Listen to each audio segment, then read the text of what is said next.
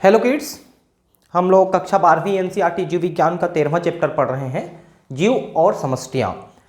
इसके पिछले चौथे वीडियो में मैं आपको जीवों के बीच में अंतर क्रियाएं किस तरह से होती हैं, वो आपस में किस तरह से रिएक्ट करते हैं, इसके बारे में पढ़ा रहा था।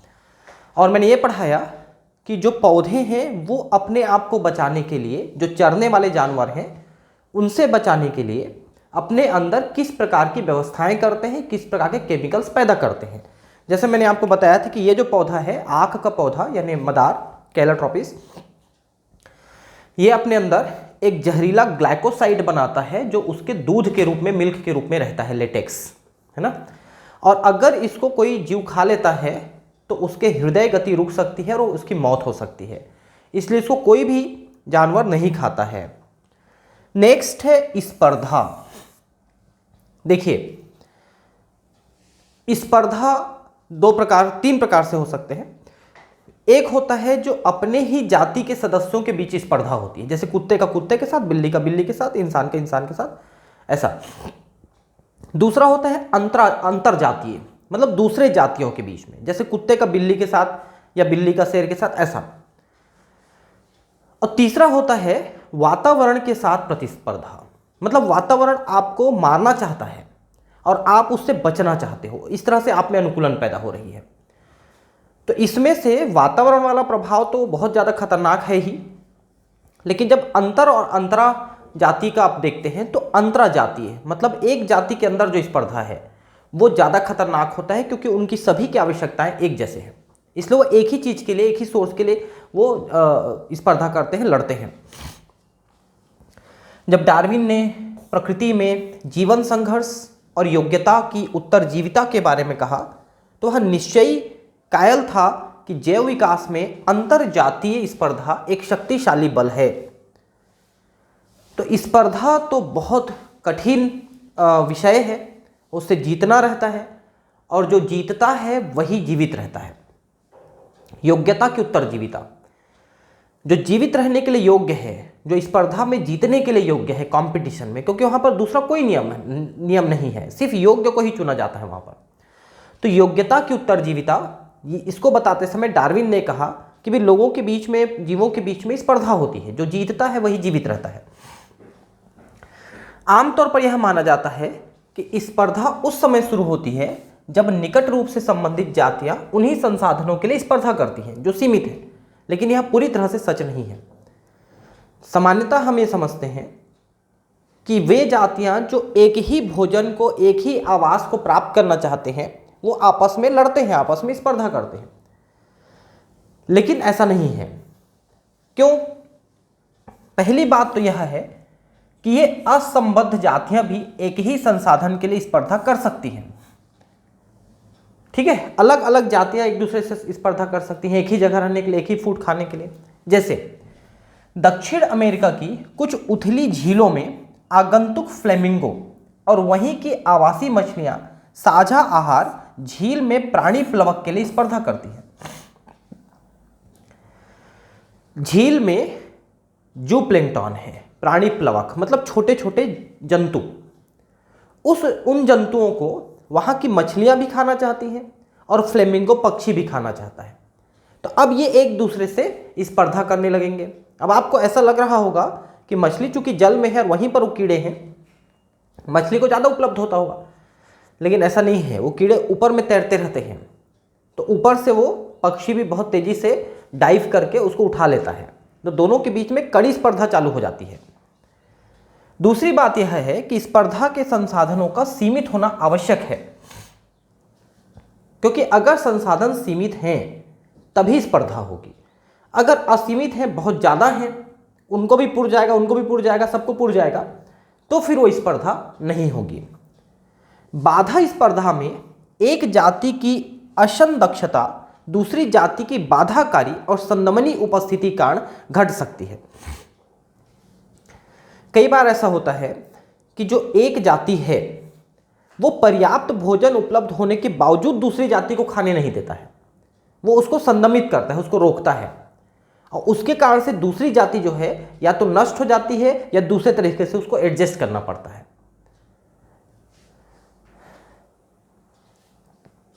भले ही संसाधन पर्याप्त मात्रा में उपलब्ध हो। इसलिए स्पर्धा को एक ऐसे प्रक्रम के रूप में परिभाषित किया जा सकता है जिसमें एक जाति की योग्यता यानी वृद्धि की इंट्रिंसिक दर आर के रूप में मापित दूसरी जाति की उपस्थिति महत्वपूर्ण रूप से घट जाती है। मतलब जातियां एक दूसरे को रोकने की कोशिश करती हैं, यही स्पर्धा है। प्रयोगशाला में किए गए प्रयोगों में यह दर्शाना अपेक्षाकृत आसान है, जैसा कि गॉस और दूसरे पारिस्थितिक विज्ञों ने किया है कि जब संसाधन सीमित होते हैं तो स्पर्धी रूप से उत्तम जातियां अंततः दूसरी जातियों को विलुप्त कर देंगी।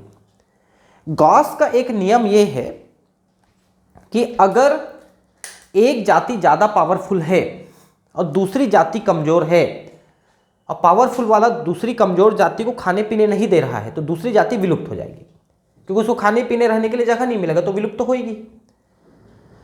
लेकिन प्रकृति में आप देखोगे कि हमेशा यह सच नहीं होता है। क्यों? क्योंकि जो दूसरी जाति कमज़ोर जाति है वो अपने टाइमिंग को और अपने खाने पीने के आदतों को बदल लेता है। जैसे मान लो कि एक बड़ी जाति है जो उसको अपने समय में चरने नहीं दे रही है, घास चरने नहीं दे रही है।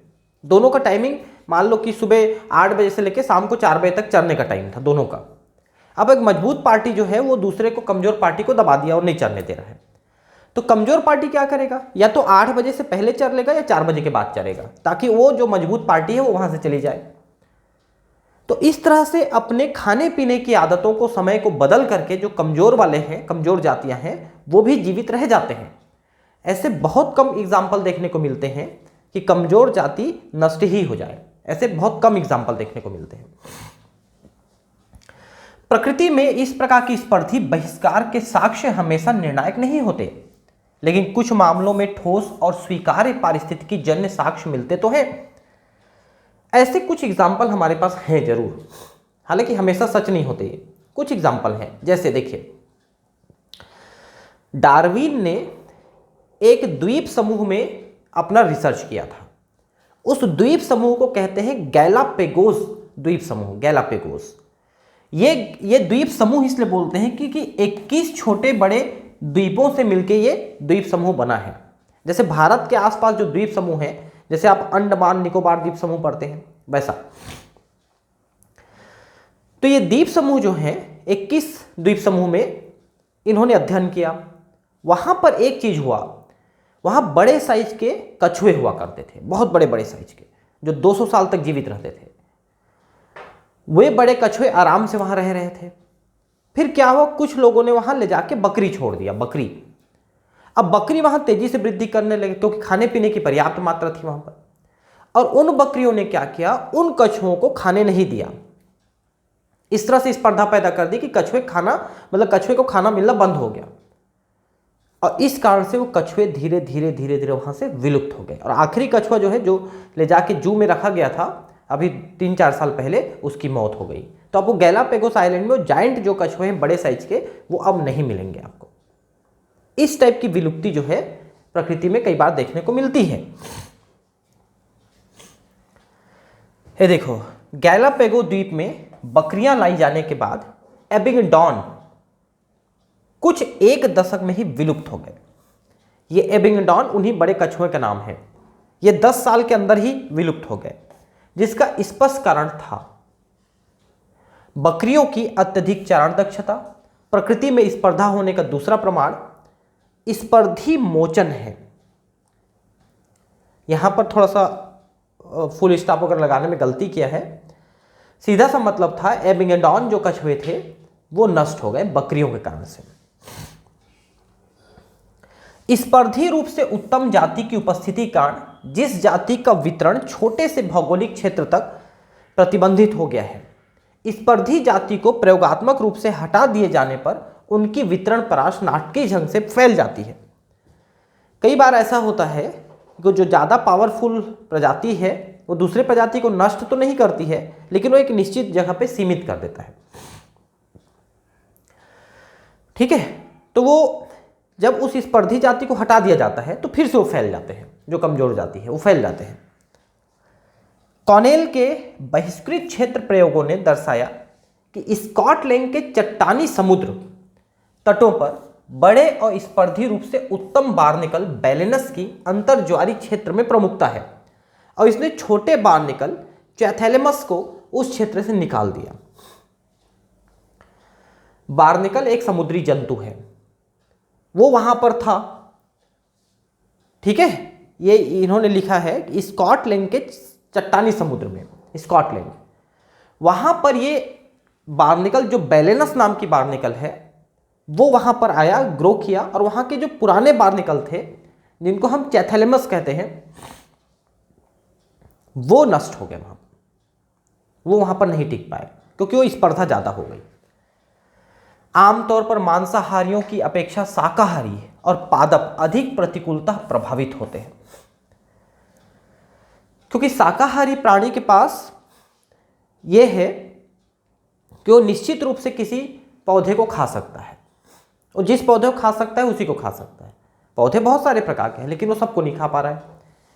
लेकिन मांसाहारी प्राणियों के पास ये एक क्षमता होती है कि उनको मांस खाना है, चाहे वो चूहे का मिले या हिरण का मिले, शेर के लिए हाथी का मिले या जेब्रा का मिले, वो किसी का भी मांस खा सकता है। इसलिए मांसाहारी प्राणी जो है थोड़े कम प्रभावित होते हैं इस स्पर्धा से, शाकाहारी प्राणी ज़्यादा प्रभावित होते हैं। तो गॉस का जो स्पर्धी अपवर्जन नियम है, competition exclusion rule, competitive exclusion rule, इसमें यही बताया था गॉस ने कि जब स्पर्धा ज़्यादा हो रही है तो जो कमज़ोर प्रजाति है वो वहाँ से विलुप्त हो जाएगा। उसी को अपवर्जन कहते हैं। अपवर्जन मतलब खत्म हो जाना, नष्ट हो जाना। एक ही तरह के संसाधनों के लिए स्पर्धा करने वाली दो निकटतम संबंधित जातियां अनंत काल तक साथ साथ नहीं रह सकती, और स्पर्धी रूप से घटिया जाति यानी कमजोर जाति लिखना था, विलुप्त कर दी जाएगी। तो कमजोर जाति विलुप्त हो जाएगी, ऐसा गॉस का अनुमान है। लेकिन मैंने कहा कि हमेशा ये प्रकृति में सच नहीं है कि विलुप्त हो ही जाएगी। ऐसा तभी होगा जब संसाधन सीमाकारी होंगे, अन्यथा नहीं। ये एक बहुत बड़ा पॉइंट आप समझ लीजिए कि जो खाने पीने की चीजें हैं, रहने की जगह है, बहुत सीमित है, तब तो दूसरी जाति विलुप्त हो ही जाएगी। लेकिन अगर थोड़ी ज़्यादा मात्रा उपलब्ध है, उनको भी पुर सकता है, तो फिर वो अपने आदतों को बदल करके वहाँ पर जीवित रहने की व्यवस्था कर लेते हैं। अधिक वर्तमान अध्ययन स्पर्धा के ऐसे घोर सामान्यीकरण की पुष्टि नहीं करते। देखिए यही बात हुआ कि आप ऐसा नहीं कह सकते कि विलुप्त हो ही जाएगा। वे प्रकृति में अंतराजातीय स्पर्धा होने को नकारते तो नहीं, पर वे इस ओर ध्यान दिलाते हैं कि स्पर्धा सामना करने वाली जातियां ऐसी क्रियाविधि विकसित कर सकती हैं जो बहिष्कार के बजाय सह अस्तित्व को बढ़ावा दें। समझ रहे हैं? जैसा मैंने कहा कि अपने खाने का समय बदल देगा या अपने खाने के पौधे बदल देगा, इस तरह से चीजें करते हैं तो एक साथ फिर भी वो जीवित रह जाते हैं।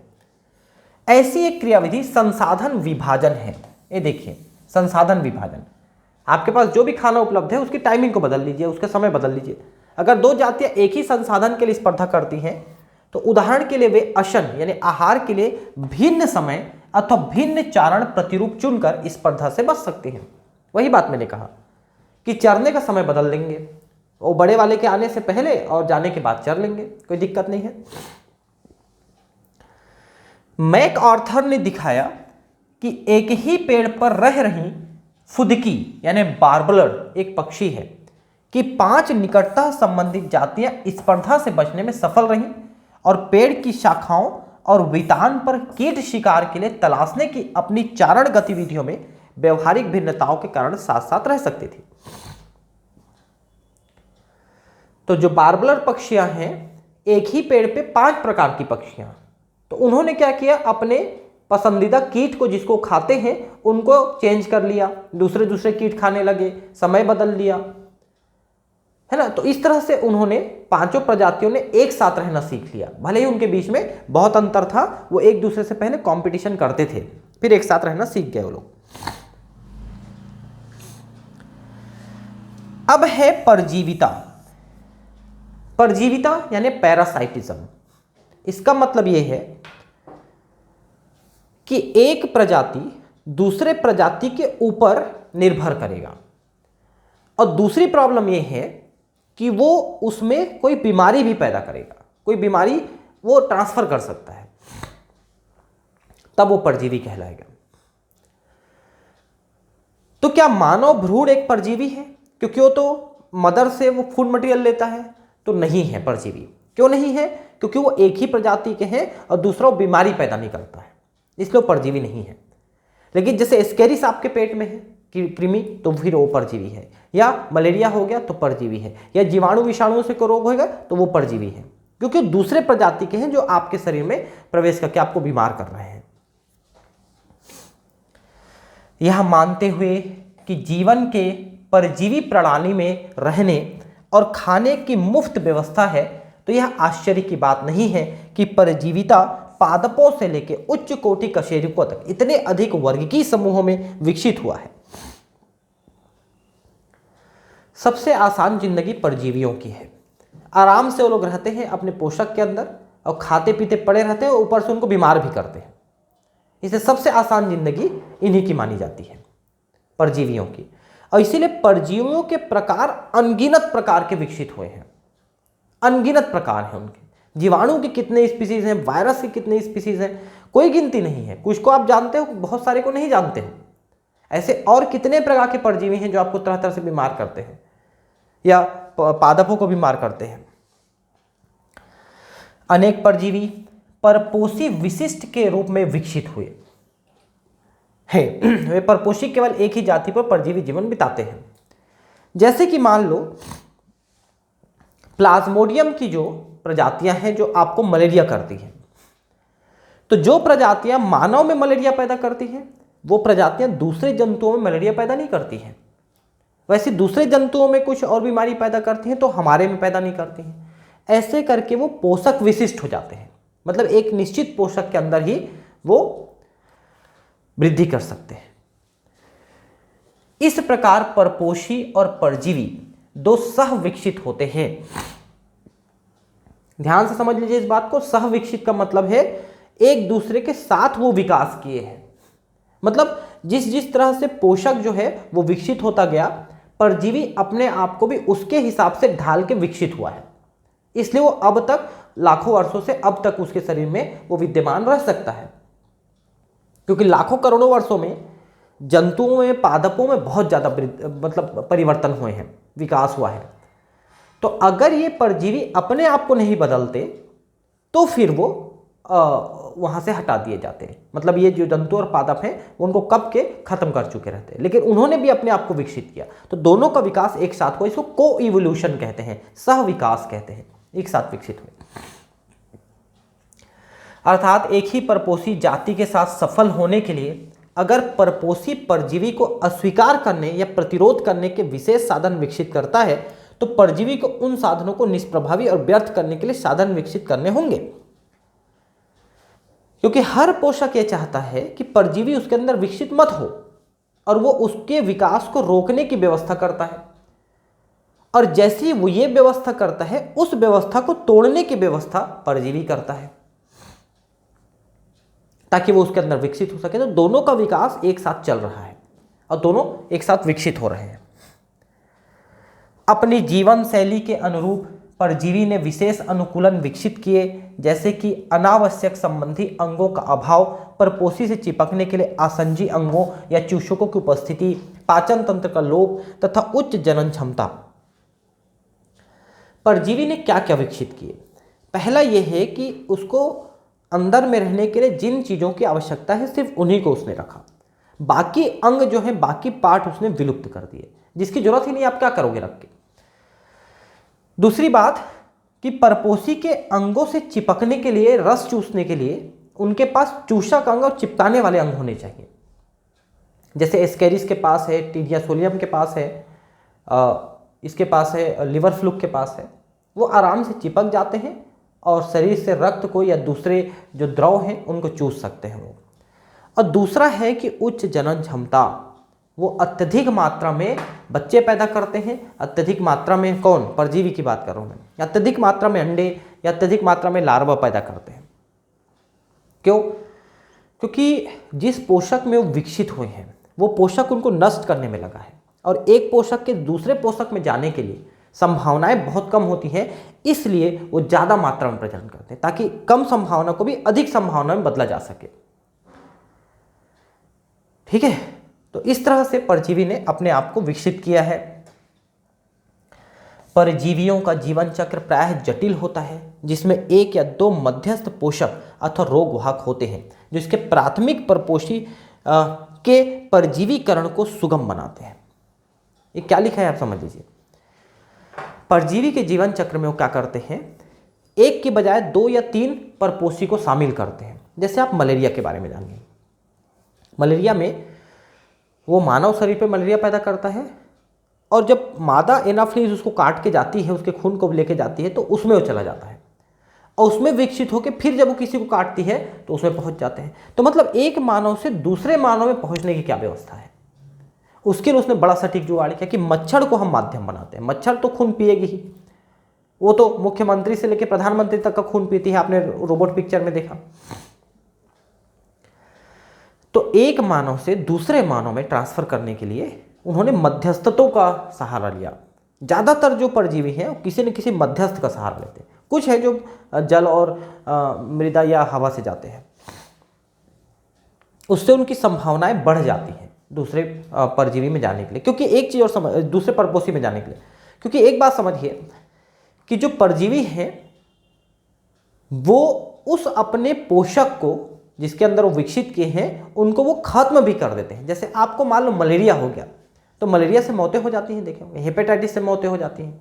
तो अगर वो खत्म हो जाएगा तो वो परजीवी भी खत्म हो जाएगा, क्योंकि उसका जीवन काल तो उसी पे निर्भर कर रहा है। इस बीच में उसके खत्म होने से पहले अगर वो दूसरे में नहीं पहुंचा तो नष्ट हो जाएगा। तो ये व्यवस्था उसने करके रखी है कि दूसरे में पहुंच जाए। इसीलिए आपको बता दें कि जनरली आप क्या समझते हो कि एनाफ्लीज मच्छर काटेगी तो मलेरिया हो जाएगा। ऐसी सत्यता नहीं है। एनाफिलीज मादा जो है जब तक किसी मलेरिया पेशेंट का खून नहीं पिएगी तब तक उसके शरीर में मलेरिया के परजीवी विकसित नहीं होंगे, और इसलिए वो काटेगी तो मलेरिया नहीं होगा अगर उसके अंदर नहीं है विकसित तो। लेकिन अगर उसने मलेरिया के पेशेंट को काटा है, उसका खून पिया है, उसके अंदर मलेरिया विकसित हो जाएगा, मतलब उसके जीवाणु, मतलब उसके प्रोटोजोआ, उसके जो रोगाणु हैं विकसित हो जाएंगे, और तब वो किसी में फैला सकती है।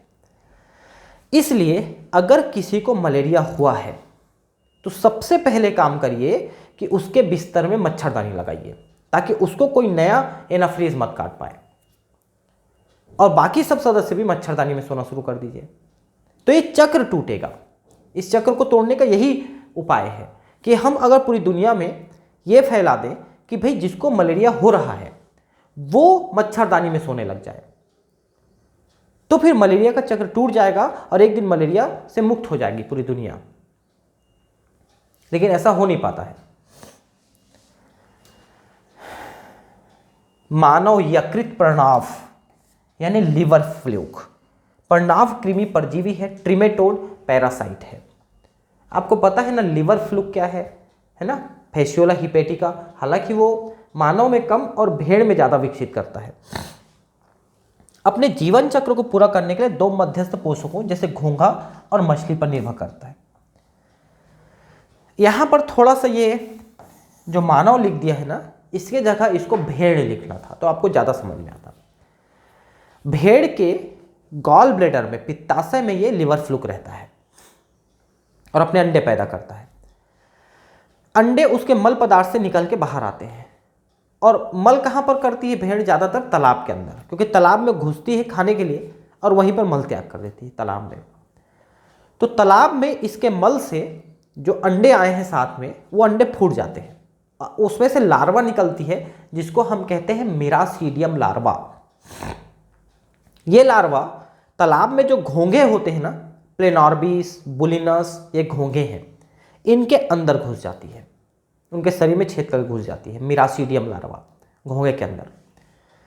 और घोंघे के अंदर जाने के बाद वो स्पोरोसिस्ट लार्वा, फिर रेडिया लार्वा, फिर सर्केरिया लार्वा, ऐसे उसके अंदर बदलता है वो। फिर वहां से निकलता है सर्केरिया लार्वा और मेटा सर्केरिया लार्वा बनाकर के पौधों में चिपक जाता है। फिर उस पौधे को जो भेड़ खाती है उसके शरीर में वो चली जाएगी मेटा सर्केरिया, और उसके शरीर में वही लिवर फ्लूक बन जाएगी। तो इसने अपने जीवन चक्र में भेड़ के अलावा घोंघे को भी शामिल किया और घोंघे के माध्यम से अपना जीवन चक्र चला रहा है। और घोंघा कौन सा था? बुलिनस, प्लेनॉर्बिस, ये घोंघे हैं। एक चीज और समझ लीजिए कि जो परजीवी 2 पोषकों में अपना जीवन चक्र पूरा करता है, जैसे मलेरिया को आपने देखा, लिवर फ्लू को आपने देखा, ऐसे को हम लोग कहते हैं डाइजेनेटिक पैरासाइट। डाइजेनेटिक, द्विजननी परजीवी, डाइजेनेटिक पैरासाइट। टीनिया सोलियम भी वैसे ही है, क्योंकि टीनिया सोलियम में सुअर बीच में रहता है, मानव और टीनिया सोलियम के बीच में सुअर। लेकिन वे परजीवी जो केवल अकेले पे ही अपना जीवन चक्र पूरा कर सकते हैं, जैसे आप एस्केरिस जो कृमि होता है पेट में बच्चों के, वो मानव से मानव में ही ट्रांसफर होता है, उसके लिए किसी मध्यस्थ की आवश्यकता नहीं होती। उसके अंडे निकलते हैं, मिट्टी मिले रहते हैं, मिट्टी के द्वारा फिर चले जाते हैं, उसके लिए मध्यस्थ की आवश्यकता नहीं होती। तो ऐसे को हम कहते हैं मोनोजेनेटिक परजीवी, एक जननी परजीवी, मोनोजेनेटिक पैरासाइट। तो इस तरह से पैरासाइट कई प्रकार के होते हैं। मलेरिया परजीवी को दूसरे परपोषियों पर फैलने के लिए रोगवाहक मच्छर की आवश्यकता पड़ती है, इस बारे में अभी हमने आपको बताया। अधिकांश परजीवी परपोषी को हानि पहुंचाते हैं। परपोषी की उत्तरजीविता वृद्धि और जनन को कम कर सकते हैं और उसके समष्टि घनत्व को घटा सकते हैं।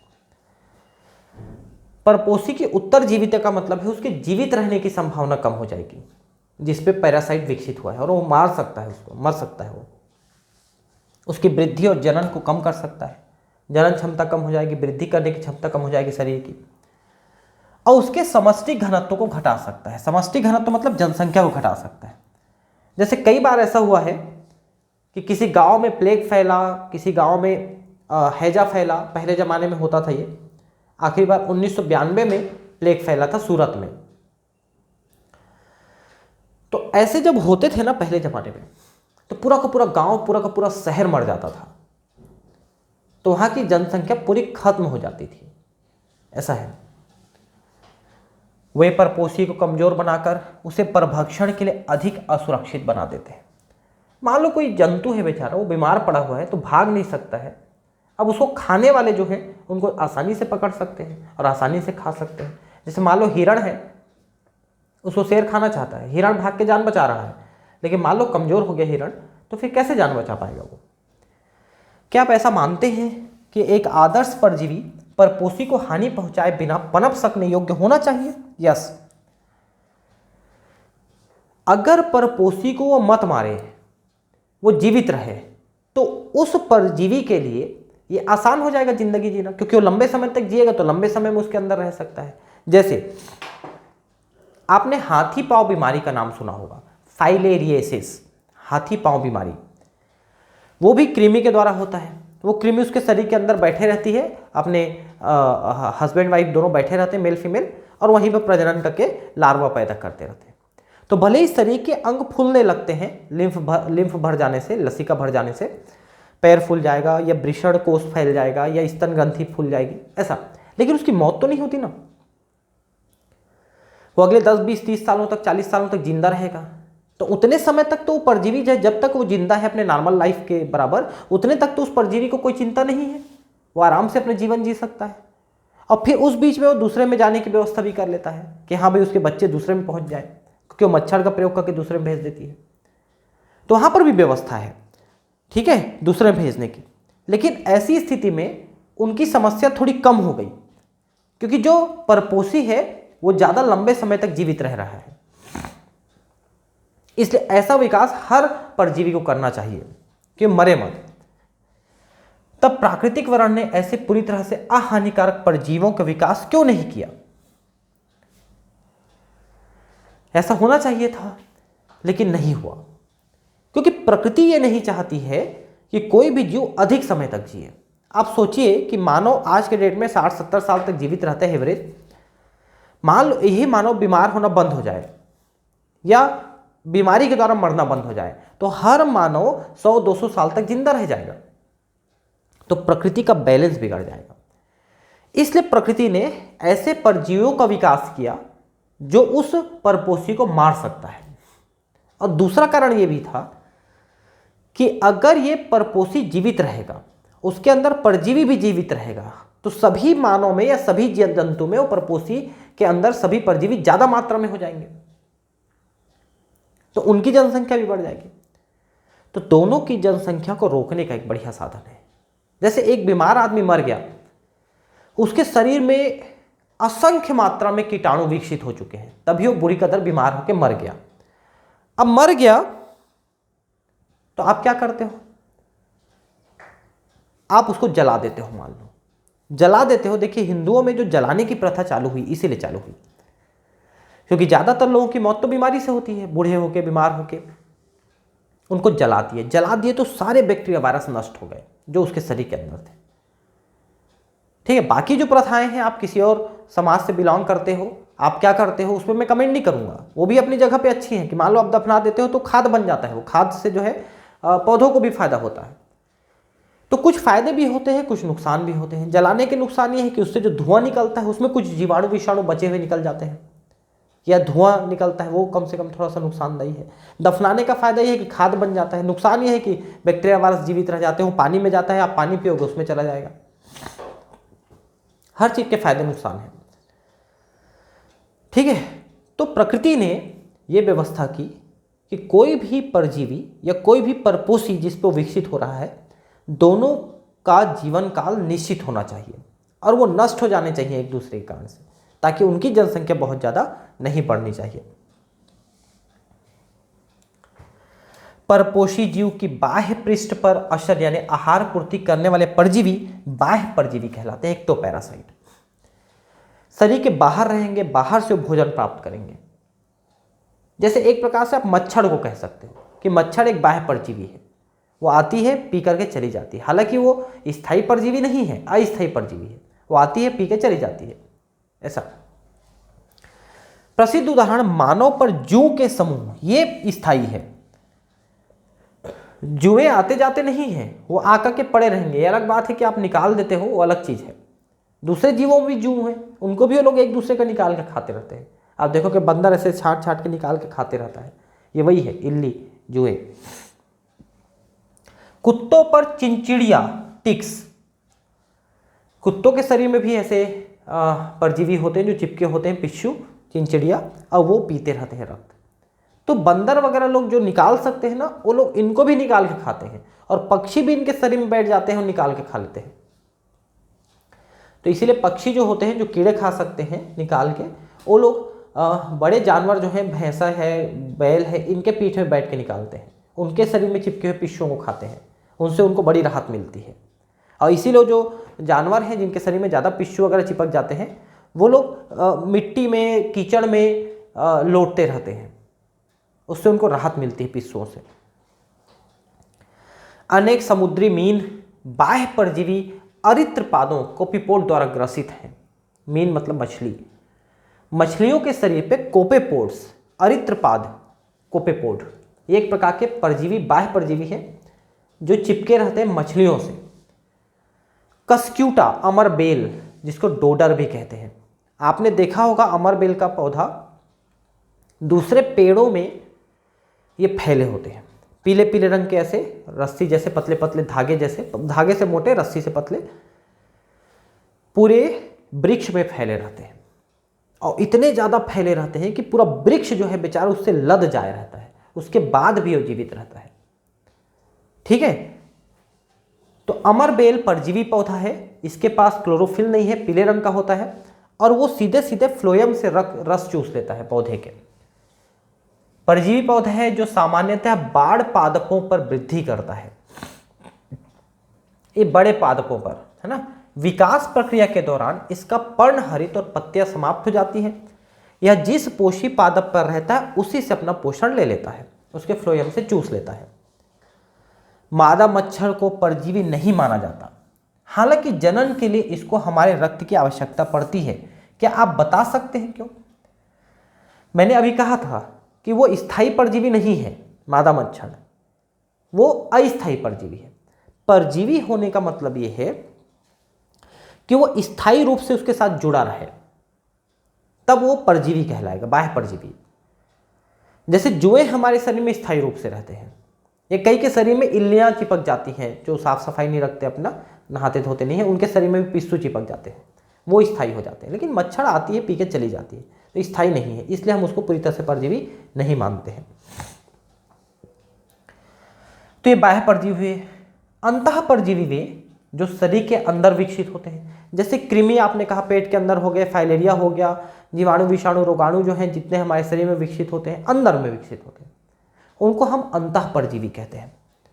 जो परपोषी शरीर में भिन्न स्थानों पर यकृत, वृक्क, फुसफुस, लाल रुधिर कोशिका आदि पर रहते हैं। तो लाल रुधिर कोशिका पे सबसे ज्यादा पाया जाता है मलेरिया, ठीक है, मलेरिया पैरासाइट वो सबसे ज्यादा पाया जाता है।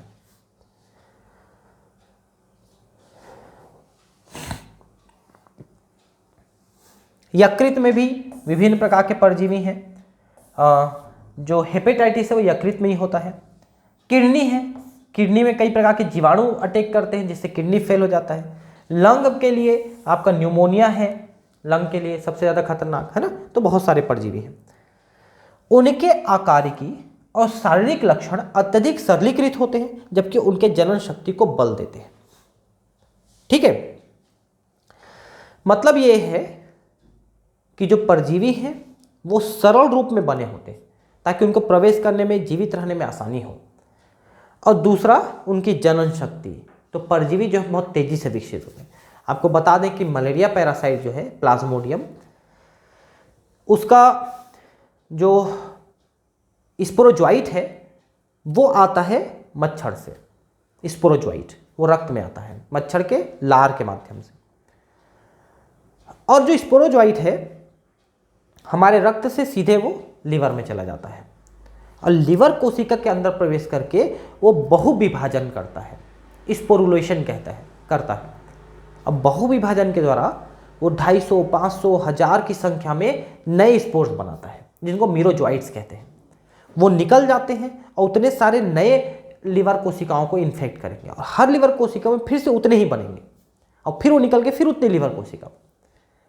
तो मीरोजोइट क्रिप्टोमीरोजोइट से बनते चले जाते हैं लीवर कोशिका के अंदर, फिर उसमें से कुछ निकल करके लाल रुधिर कणिका में चले जाते हैं। लाल रुधिर कणिका में भी वैसे ही करते हैं, उसके अंदर घुस के मल्टीपल फिशन करते हैं और बहुत सारी संख्या में निकल जाते हैं।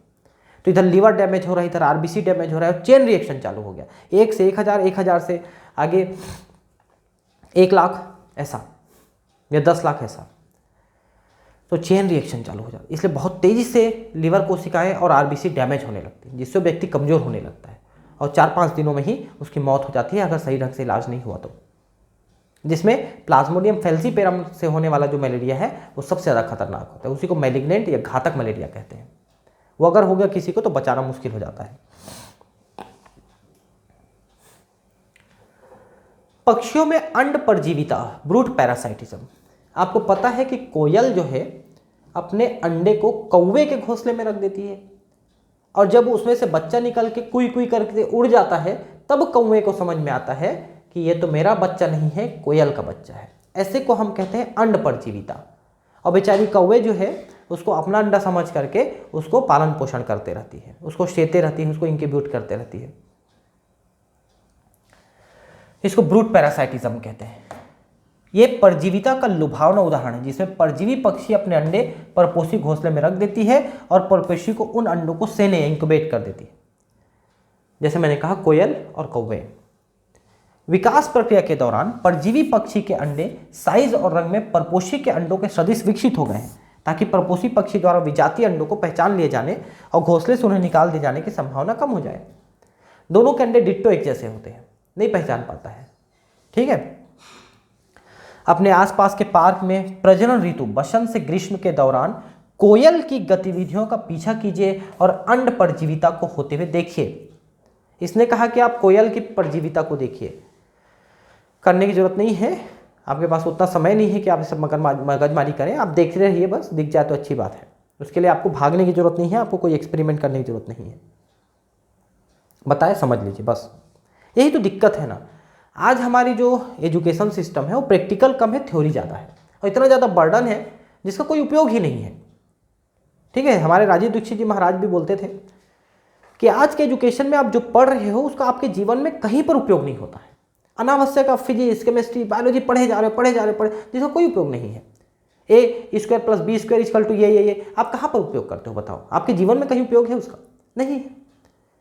ऐसी ही चीज़ें हम अनावश्यक चीज़ें पढ़ते हैं और पढ़ना पड़ता है, उसके लिए हम प्रैक्टिकल का समय नहीं निकाल पाते हैं कि वास्तव में क्या हो रहा है उसको देखने के लिए। अब है सहभोजिता। सहभोजिता का मतलब है एक साथ रहना और जीवन यापन करना। ठीक है, ऐसी पारस्परिक क्रिया जिसमें एक जाति को लाभ होता है और दूसरी को न लाभ न हानि होता है। जैसे मैंने अधिपादप ऑर्किड की बात की थी। अधिपादप ऑर्किड जो है दूसरे पौधों के ऊपर उगाता है और उसको सिर्फ आवास के रूप में प्रयोग करता है, उससे कुछ लेता देता नहीं है, अपना जीवन यापन खुद करता है। तो उसमें एक को फायदा है कि उसको आवास मिल गया ऑर्किड को, लेकिन दूसरे को कोई नुकसान भी नहीं है, फायदा भी नहीं है, क्योंकि उसके लिए कोई हेल्प नहीं करता है। आम की शाखा पर अधिपादप एपीफाइट के रूप में उगने वाला ऑर्किड, ये इसका एक एग्जाम्पल है। और व्हेल की पीठ को आवास बनाने वाले बार्नेकल, अभी मैंने बार्नेकल के बारे में थोड़ा बताया था, जंतु है, ये व्हेल की पीठ में चिपके रहते हैं और उसी के साथ घूमते रहते हैं समुद्र में, खाने पीने की चीज़ें मिलते रहती हैं। आम के पेड़ और व्हेल को उनसे कोई लाभ नहीं होता है। पक्षी बगुला और चारण पशु निकट सहचर्य में रहते हैं, ये तो फायदा पहुंचाता है।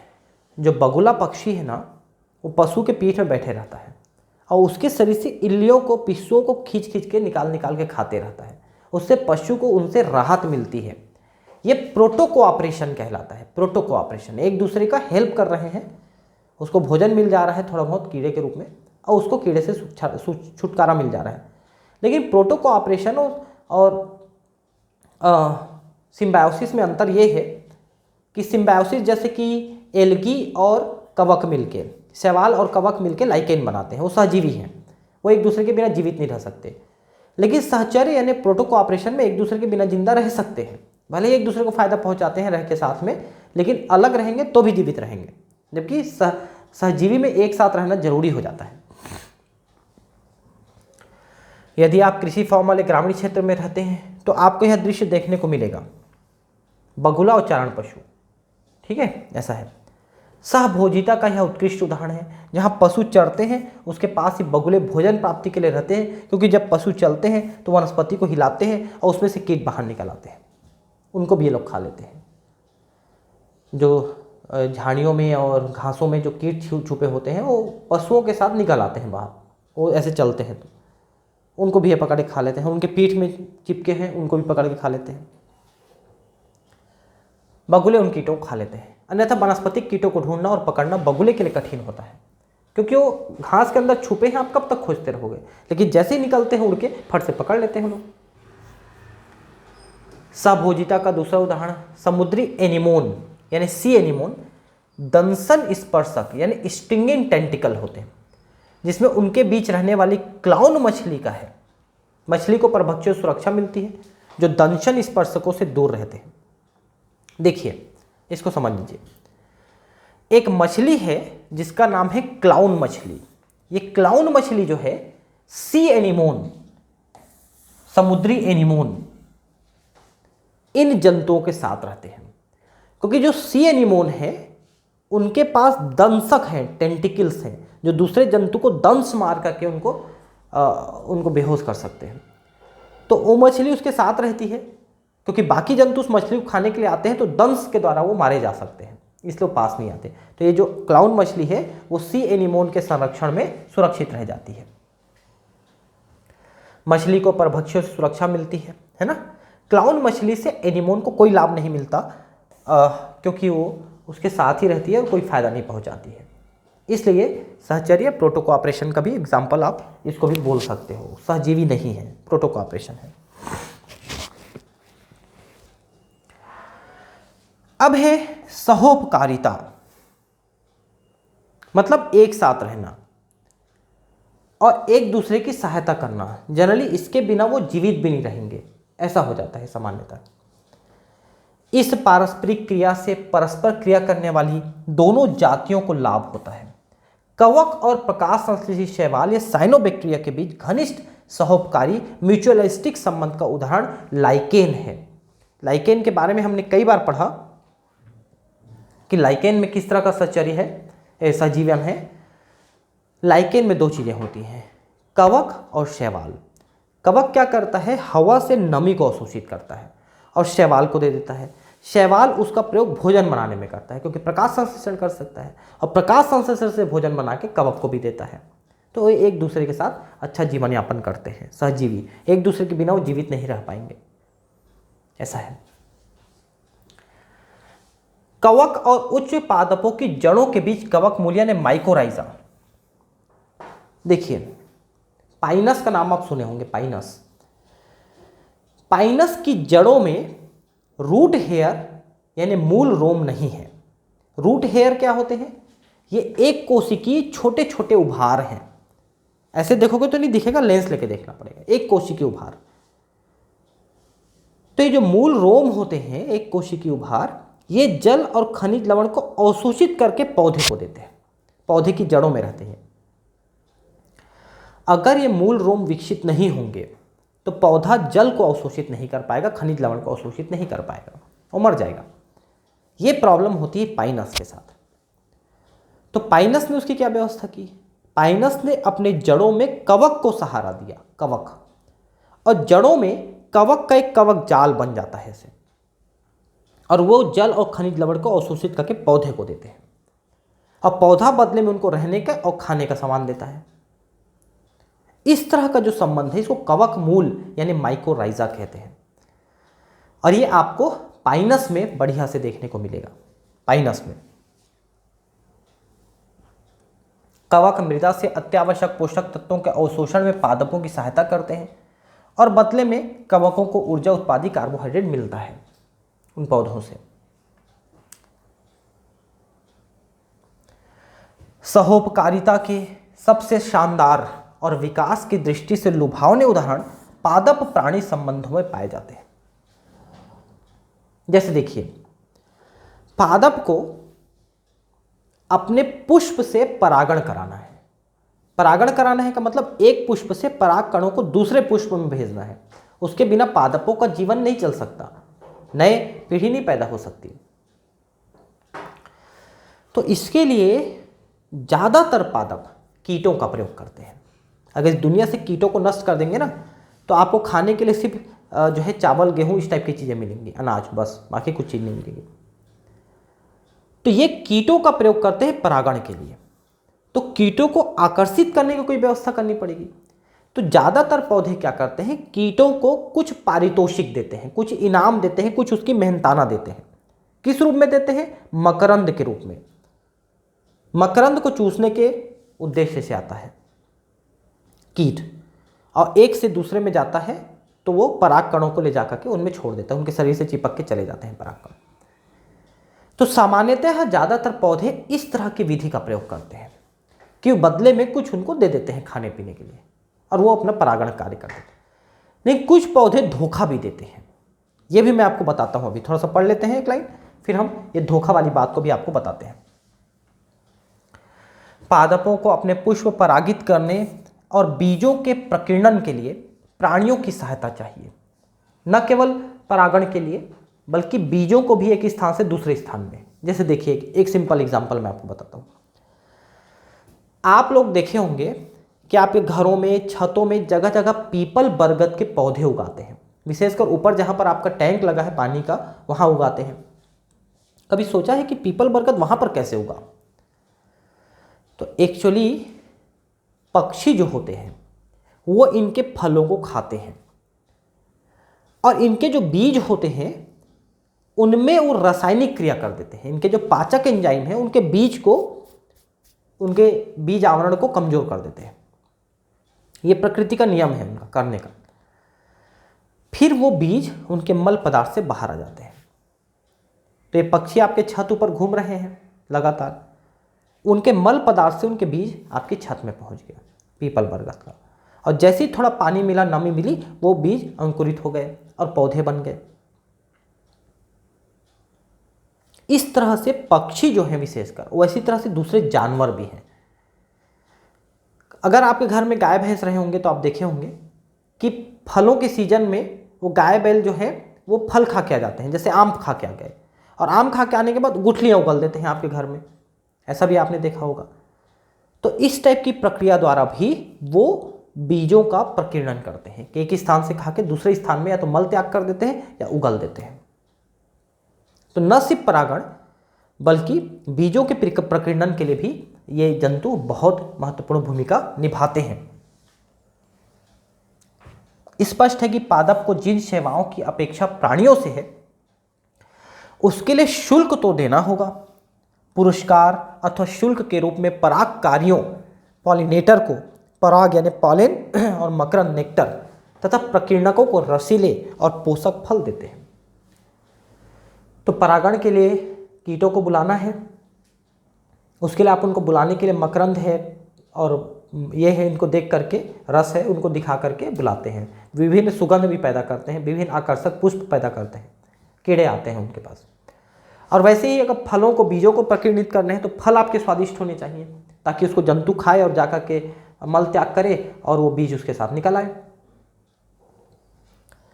लेकिन परस्पर लाभकारी तंत्र की धोखेबाजी से रक्षा होनी चाहिए।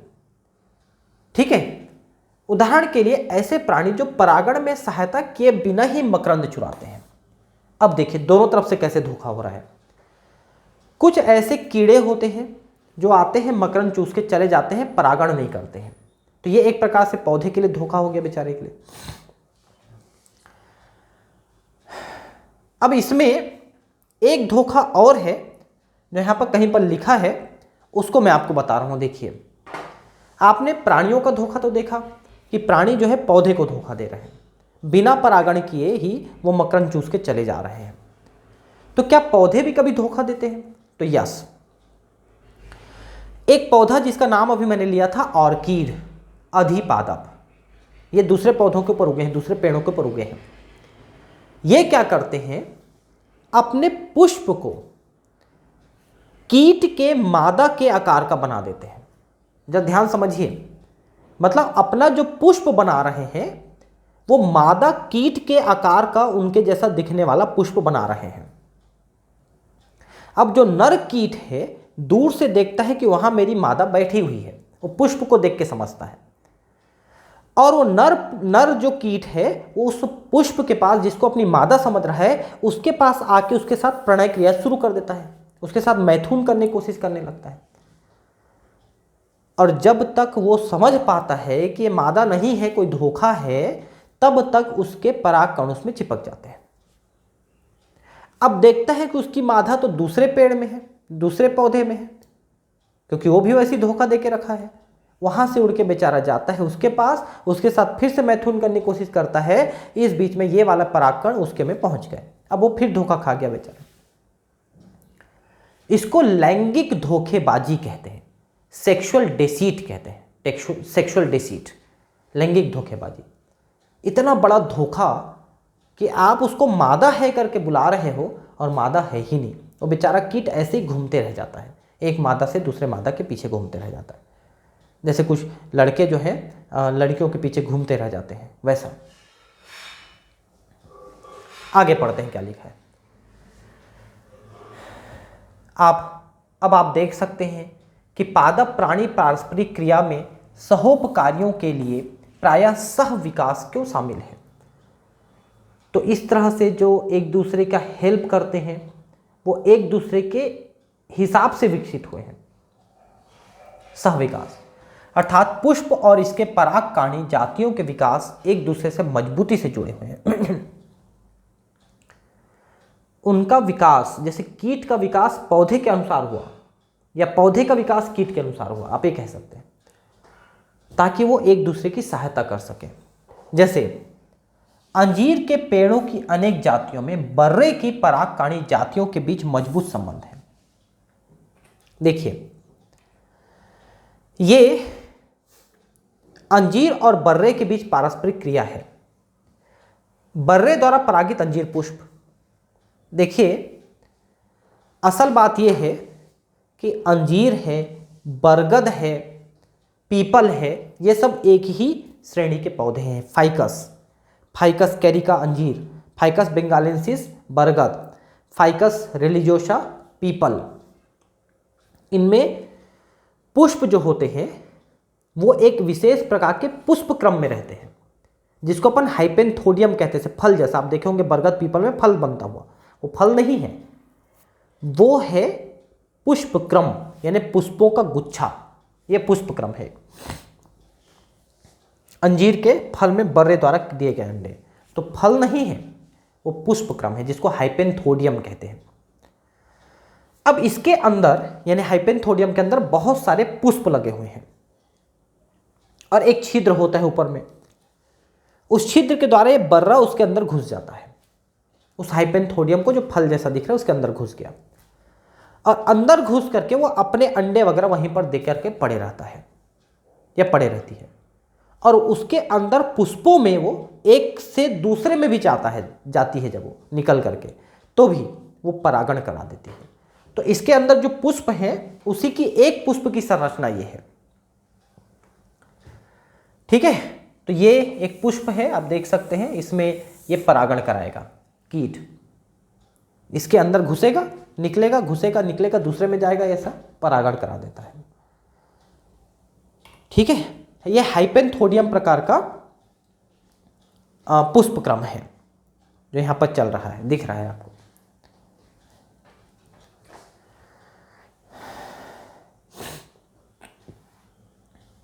इसका अर्थ यह है कि कोई दी गई अंजीर जाति केवल इसके साथी बर की जाति से ही परागित हो सकती है, बर की दूसरी जाति से नहीं, क्योंकि उसके अंदर प्रवेश करने और निकलने की क्षमता निश्चित प्रजाति के बर्रे में होती है। बर्रा मतलब एक कीट है, दतैया जैसा। मादा बर फल को न केवल अंड निक्षेपण अंडे देने के लिए काम में लेती है, बल्कि फल के भीतर ही वृद्धि कर रहे बीजों को डिंबकों लार्वे के पोषण के लिए प्रयोग करती है। अपने बच्चे के खाने के लिए उसी के बीजों को, उनके रस को प्रयोग करती है ये बर्रे। अंडे देने के लिए उपयुक्त स्थल की तलाश करते हुए बर अंजीर के पुष्पक्रम इन्फ्लोरेसेंस को परागित करती है। वही बात देखिए लिखा है, पुष्पक्रम इन्फ्लोरेसेंस, क्योंकि फाइकस श्रेणी के जितने पौधे हैं उसमें विशेष प्रकार का पुष्पक्रम होता है जिसको अपन हाइपेंथोडियम कहते हैं, उसके अंदर ही घुसती है, उसी के अंदर बहुत सारे पुष्प होते हैं।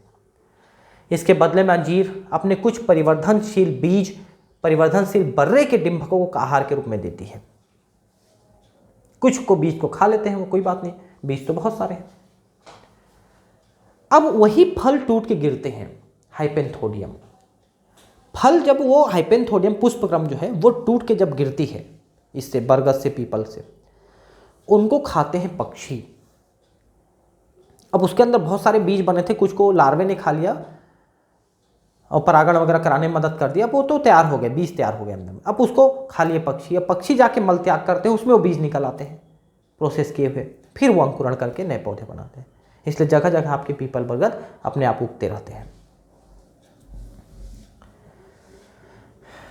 अब ये सेक्सुअल डेसीट, इसके बारे में देखिए। ऑर्किड पुष्प प्रतिरूपों की आश्चर्यचकित कर देने वाली विविधता दर्शाते हैं।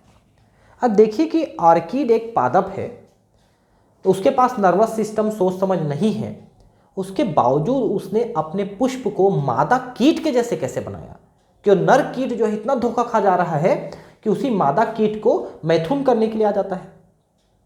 इतना धोखा देने वाला कैसे बनाया, बिना नर्वस सिस्टम के, बिना सोचने समझने के, जिसमें से अनेक सही परागकाणी कीट भ्रमरों और गुंज मक्षिकाओं को आकर्षित करने के लिए विकसित हुए हैं। ये कीट हैं, भ्रमर और गुंज मक्षिका, ये कीटों का नाम है, ताकि इसके द्वारा निश्चित काल से परागण हो सके, निश्चित रूप से परागण हो सके। सभी ऑर्किड यह पुरस्कार पेश नहीं करते हैं। ये देखिए, ऑफ्रिश नामक भूमध्य सागरी मेडिटेरेनियन ऑर्किड मक्षिका के एक जाति परागण कराने के लिए लैंगिक कपट सेक्सुअल डेसिट का सहारा लेती है। ये देखिए, एक कीट है मक्षिका, इसी कीट को धोखा देती है, ये धोखा देता है, ये अपने पुष्प को उसके मादा जैसे बना के धोखा देता है, उसी को लैंगिक कपट है। देखिए, धोखा, कपट। इस पुष्प की एक पंखुड़ी साइज, रंग और चिन्हों में मादा मक्षिका से मिलती जुलती है और नर मक्षिका इसे मादा समझकर इसकी ओर आकर्षित होता है और पुष्प के साथ कूट या छद्म मैथुन स्यूडो कॉपुलेट करता है। नर होता है बेचारा, है ना, ये देखिए इस टाइप से, ठीक है।